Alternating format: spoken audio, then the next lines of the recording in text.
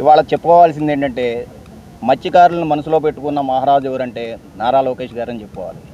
ఎందుకంటే తీర ప్రాంతాన వేటకెళ్ళే వాళ్ళకి సంవత్సరానికి 20,000 రూపాయలు ఏట ఎప్పుడైతే నిషేధం జరుగుతుందో ఆ నిషేధాన్ని బట్టి సంవత్సరానికి 20,000 ఇచ్చిన ఘనత తెలుగుదేశం పార్టీది.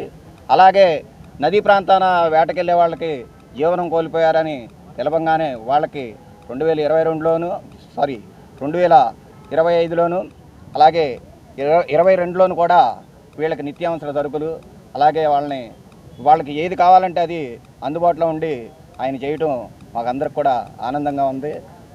అలాగే మా మత్స్యకారులందరూ కూడా వారిని మనసులో పెట్టుకుని చూసుకుంటారని నేను భావిస్తున్నాను. ఎంతమందికి ఇచ్చారు ఈరోజు, ఏమేమి ఇచ్చారు? 300 మందికి నిత్యావసర సరుకులు ఇచ్చారండి.